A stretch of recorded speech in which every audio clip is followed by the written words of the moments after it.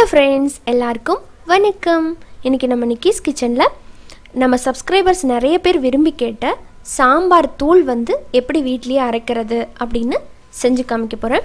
பொதுவாக சாம்பார் ரொம்ப நல்லா டேஸ்ட்டாக வர்றதுக்கு முக்கிய காரணம் சாம்பார் தூள் தாங்க.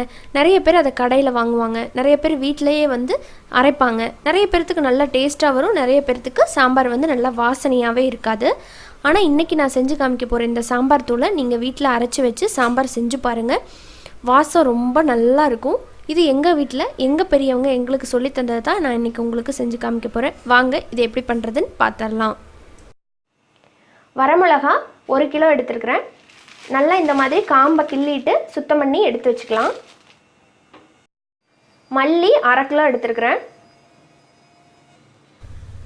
அடுத்ததான் மஞ்சள், குண்டு மஞ்சள் 100 கிராம் எடுத்துக்கலாம்.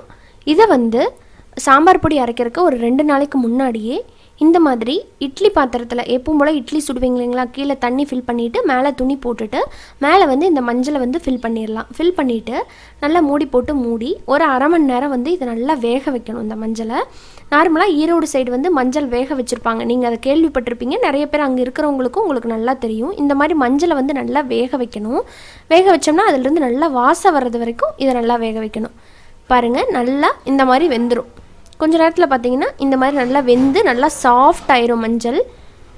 அது வரைக்கும் நம்ம இதை வேக வச்சிடலாம். வேக வச்சதுக்கு அப்புறமா இதை எடுத்து நல்லா வெயிலில் ஒரு 2 மணி நேரம், ஒரு 2 நாளைக்கு கூட நீங்கள் நல்லா வெயிலாக இருந்ததுன்னா கொஞ்சம் நேரம் போட்டால் போடும். இது நல்லா காயறது வரைக்கும் இதை நல்லா வெயிலில் போட்டு எடுத்து வச்சுக்கலாம். இது மாதிரி ஏன் பண்ணுறோம் அப்படின்னா நல்லா வாசனையாகவும் இருக்கும், ரொம்ப உடம்புக்கும் நல்லது. மஞ்சள் வெந்து வரும்போது அதோட ஃப்ளேவர் அந்த சாம்பார் தூளில் வேறு மாதிரி இருக்கும், உங்களுக்கு ரொம்ப பிடிக்கும். இதை ஒரு டைம் ட்ரை பண்ணி பாருங்கள். உங்களுக்கு வேண்டாம்னா நீங்கள் அப்படியே மஞ்சளை கூட சேர்த்துக்கலாம். 100 கிராம் பச்சைக்கடலை பருப்பு, 100 கிராம் துவரம்பருப்பு, 100 கிராம் உளுத்தம்பருப்பு, 50 கிராம் பாசிப்பருப்பு, 50 கிராம் மிளகு, 50 கிராம் வெந்தயம், 50 கிராம் கடுகு, சீரகம் 50 கிராம், அரிசி ஒரு 50 கிராம் எடுத்துருக்கிறேன், பெருங்காயம் 25 கிராம்,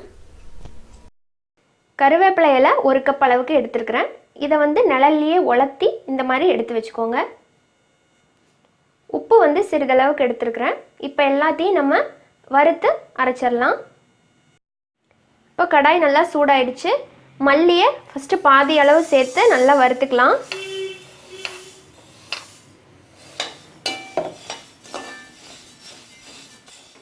மல்லியை நல்லா இதோட வாசம் வர்ற அளவுக்கு நம்ம வறுத்து எடுத்துக்கணும். கருக விட்டுறக்கூடாது, அதை பார்த்துக்குங்க. இப்போ நல்லா வறுபட்டு வாசம் வந்துருச்சு. இப்போ அதை நம்ம எடுத்துடலாம். இப்போ மீதம் இருக்கிற அந்த மல்லியும் சேர்த்துட்டு அதே மாதிரி வறுத்து எடுத்துக்கலாம். ஜீரகம் சேர்க்குறேன். அதே மாதிரி லைட்டாக நல்லா வாசம் வர வரைக்கும் இதை வறுத்து எடுத்துக்கலாம். சீரகம் நல்லா வறுபட்டு இப்போ நல்லா வாசம் வந்துருச்சு. இப்போ இதை நம்ம எடுத்துடலாம். முடிஞ்ச வரைக்கும் நல்லா மீடியம் ஃப்ளேம்லேயே வச்சு வறுத்துருங்க. இல்லை ஹையில் வச்சிங்க அப்படின்னா டக்குன்னு கரிஞ்சிடும், ஆனால் நல்லா வறுபடாது. மிளகு சேர்த்துக்கலாம். இது லைட்டாக வறுபட்டால் போதும்.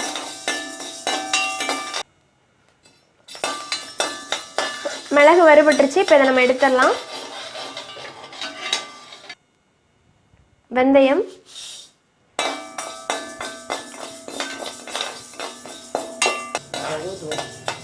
வெந்தயம் இந்த மாதிரி லைட் கோல்டன் ப்ரௌன் ஆயிடுச்சு. இப்போ அதை நம்ம எடுத்துடலாம்.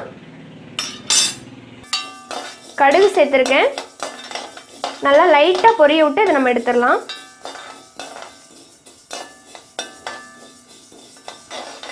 இப்போ கடுகு லைட்டாக வெடிக்க ஆரம்பிச்சிருச்சு. இப்போ இதை எடுத்துடலாம். கடலைப்பருப்பு சேர்த்துக்கிறேன். நல்லா பொன்னிறமாக வதங்கட்டும். பருப்பு நல்லா வறுபட்டு இந்த மாதிரி கோல்டன் ப்ரௌன் ஆகிடுச்சு. இப்போ இதை நம்ம எடுத்துடலாம். துவரம் பருப்பு சேர்த்துக்கிறேன். இதே அதே மாதிரி நல்லா கோல்டன் ப்ரௌன் ஆகணும். கண்டிப்பாக கரிஞ்சிடக்கூடாது, சாம்பார் தூள் ரொம்ப கசந்து போயிடும், இதை பார்த்துக்குங்க. துவரம் பருப்பு பொன்னிறமாக வறுபட்டுருச்சு. இப்போ இதை எடுத்துடலாம். உளுத்தம் பருப்பு சேர்த்துக்கிறேன். இது நல்லா கோல்டன் ப்ரௌன் ஆகி நல்லா வாசம் வரும். அது வரைக்கும் இதை நம்ம வறுத்து எடுத்துக்கலாம். உளுந்து பருப்பு நல்லா வறுபட்டு இந்த மாதிரி வாசம் வந்து பொன்னிறம் ஆயிடுச்சு. இப்போ இதை நம்ம எடுத்துடலாம். பாசிப்பருப்பு சேர்த்துக்கிறேன். அதே போல் இதையும் நல்லா வறுத்து எடுத்துக்கலாம். பாசிப்பருப்பு நல்லா வறுபட்டு பொன்னிறம் ஆயிடுச்சு. இப்போ அதை எடுத்துடலாம். அரிசி சேர்க்குறேன். அரிசி நல்லா வறுபட்டு பொரி மாதிரி வரும். அது வரைக்கும் நம்ம வறுத்துக்கலாம். இப்போ இதை நம்ம எடுத்துடலாம். அடுத்ததாக பெருங்காயம். அந்த பெருங்காயம் 25 கிராமை நான் கத்தியில் இந்த மாதிரி கட் பண்ணியிருக்கிறேன். அப்போ தான் வந்து வறுபடுறதுக்கு ஈஸியாக இருக்கும். அதுங்காட்டி இப்போ இதில் சேர்த்துடலாம். சேர்த்துட்டு நல்லா வறுத்துக்கலாம். பெருங்காயம் நல்லா வறுபட்டு இந்த மாதிரி கிறிஸ்பி ஆகிடுச்சு. இப்போ இதை நம்ம எடுத்துடலாம். இதை கொஞ்சம் நேரம் வெயிலில் இன்னும் கொஞ்சம் நேரம் வச்சு எடுத்துக்கலாம். உப்பு, இந்த உப்பை அந்த ஈரத்தன்மை போகிற அளவுக்கு லைட்டாக வறுத்து எடுத்துக்கலாம் நம்ம அந்த சூட்டில். உப்பு நல்லா வறுபட்டுருச்சு. இப்போ இதை நம்ம எடுத்துடலாம். அடுத்தது நம்ம மிளகா வறுத்து எடுத்துடலாம். மிளகாயை சில பேர் வந்து வறுக்காமல் வெயிலில் காய வச்சு சேர்ப்பாங்க. ஆனால் வறுக்கும் போது டேஸ்ட் இன்னும் நல்லாயிருக்கும். அதில் வந்து ஃபஸ்ட் லைட்டாக ஒரு ட்ராப் மட்டும் விளக்கெண்ணெய் சேர்த்துக்கிறேன். இந்த மாதிரி விளக்கெண்ணெய் சேர்த்து வறுக்கும்போது அந்த மிளகாயில் இருக்கிற காரெல்லாம் போயிட்டு சாம்பார் நல்லாயிருக்கும். சாம்பார் தூள் கொஞ்சம் கொஞ்சமாக சேர்த்து நம்ம வறுத்து எடுத்துக்கலாம். இந்த சாம்பார் தூள் பார்த்திங்கன்னா எங்கள் வீட்டில் எங்கள் பெரியவங்க செஞ்சதை தான் நாங்கள் அப்படியே எல்லாருமே ஃபாலோ பண்ணிகிட்ருக்குறோம். எங்கள் பாட்டி, எங்கள் அம்மாச்சி, அப்புறமா எங்கள் மாமியார், எங்கள் அம்மா எல்லாருமே இது மாதிரி தான் செஞ்சிட்ருக்குறோம். ரொம்ப நல்லாயிருக்கு. பெரியவங்க வந்து அப்போ வந்து இந்த விளக்கெண்ணெய் யூஸ் பண்ணி தான் இதை வறுத்து பண்ணுவாங்க. ஏன் அப்படின்னா இதை வந்து ரொம்ப நாளைக்கு நம்ம ஸ்டோர் பண்ணலாம். 1 வருஷம் வரைக்கும் கூட ஸ்டோர் பண்ணலாம். கெட்டு போகவே போகாது. ரெண்டாவது பூச்சி வந்து பிடிக்காது. அதுக்காக தான் விளக்கெண்ணெய் சேர்க்குறது. இப்போ மிளகா வறுபட்டுருச்சு. இப்போ அதை நம்ம எடுத்துடலாம். இப்போ நம்ம வறுத்த எல்லா பொருளையும் கொஞ்சம் நேரம் மட்டும் வெயிலில் காய போடுறேன். அது நல்லா இதாகிடும், கிறிஸ்பி ஆகிடும். அப்புறமா அரைக்கிறதுக்கு வந்து நல்லா நைஸ் பவுடராக கிடைக்கும். இதை நீங்கள் வீட்டில் மிக்சியில் அரைச்சிங்கன்னா சளிச்சு திரும்ப அரைக்கணும், டைம் ஆகும். கொஞ்சம் அதிக குவான்டிட்டி பண்ணுறதுனால நான் வந்து மில்லில் கொடுத்து அரைச்சி எடுத்துக்க போகிறேன். ஆறுனதுக்கப்புறமா நான் மில்லில் கொடுத்து நல்லா நைஸ் பவுடராக அரைச்சி எடுத்துகிட்டு வந்துட்டேன். பாருங்கள், பார்க்குறதுக்கே எவ்வளோ அழகாக இருக்குன்னு. நல்லா வாசனையாக இருக்குங்க. உண்மையாகவே நீங்கள் ஒரு தடவை எவ்வளோ டைம் சாம்பார் பவுட்ரு செஞ்சுருப்பீங்க, இந்த மெத்தடில் ஒரு டைம் செஞ்சு பாருங்கள். ஃபஸ்ட்டு கம்மியான குவான்டிட்டியை ட்ரை பண்ணுங்கள். உங்களுக்கு பிடிச்சிருந்ததுன்னா அதிக குவான்டிட்டியை ட்ரை பண்ணிக்கலாம். இப்போ நான் அரைச்சிட்டு வந்த அந்த சாம்பார் பொடியை ஃபஸ்ட்டு பாதியை மட்டும் வேறு ஒரு பாத்திரத்துக்கு மாற்றிக்க போகிறேன். மாற்றிட்டு இதில் நான் விளக்கெண்ணெய் சேர்த்து கலந்து வைக்க போகிறேன். விளக்கெண்ணெய் சேர்த்து கலந்து வைக்கிறது பாரம்பரியமாக நம்ம பெரியவங்க செஞ்சுட்டு வந்தது. அதெல்லாம் இப்போ பழக்கத்தில் நம்ம மறந்துட்டோம். ஆனால் அப்படி சேர்த்து செய்கிறது உடம்புக்கு ரொம்ப நல்லது. அதே நேரத்தில் சுவையும் ரொம்ப நல்லாயிருக்கும். இதில் நான் விளக்கெண்ணெய் சேர்க்குறேன். விளக்கெண்ணெய் சேர்த்துட்டு நல்லா கலந்து விடணும். இல்லாட்டி திட்டா அப்படியே நிற்கும். இல்லை, கட்டி கட்டியாக இருக்கும். அந்த சாம்பார் பவுடரோட அந்த எண்ணெய் சேர்ந்து வரும்போது கட்டி கட்டியாக இருக்கும். ஸோ நல்லா கலந்து விட்டுக்கோங்க.